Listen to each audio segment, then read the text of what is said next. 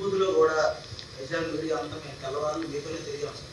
మీరు అగ్గిపల్లి తీసుకెళ్ళి మమ్మల్ని అక్కడ మమ్మల్ని నిలబెట్టి మీరు రాంపంతో పోసారు. అలా వైజాగ్ మీడియా మీకు బాగా కనెక్ట్ అయ్యింది సార్. నెక్స్ట్ ఏంటంటే మీరు మేము ఎప్పుడు ఎట్టి ప్రశ్నలు అడిగినా ఈరోజు చిరాకు పడకుండా మమ్మల్ని అందరినీ కూడా మీకు ఎంత సహనం అంటే నేను సైకాలజీ పిహెచ్డీ చేసాను.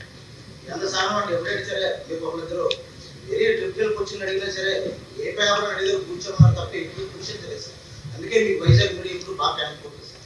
మీరు వైజాగే కాదు రాష్ట్రం అంతా, కానీ వైజాగ్ మీడియాలో ఉండేదంటే మీరు ప్రజలు పాజిటివ్ కాబట్టి మీరు కూడా పాజిటివ్గా ఉన్నారు. కొన్ని దిక్కల ప్రజల్లో ఓసారి నేను ఎప్పుడు చెప్తాను, విశాఖపట్నం అనేది పబ్లిక్ అనే వాళ్ళకి ఉండే వాళ్ళంతా కూడా పాజిటివ్ థింకింగ్, కామ్గా ప్రశాంతంగా ఉండాలని కోరుకుంటారు. Integrity is very high.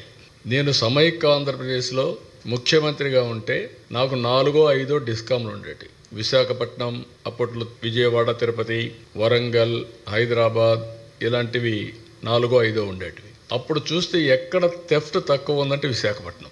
Very interesting.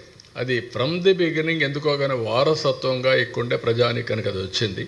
అది కంటిన్యూ అయ్యింది, ఇప్పుడు కంటిన్యూ చేస్తున్నారు. మీరు చెప్పినట్టు నేను అన్ని దిక్కల్లా నేను హెల్ప్ చేసినప్పటికీ, నేను సమానంగా కార్యక్రమాలు చేసినప్పటికీ ఎక్కువ ఆదరించేవాళ్ళు, ఎక్కువ టేక్ అవేస్ తీసుకునేవాళ్ళు ఇక్కడ ఉంటారు. That is a great experiment.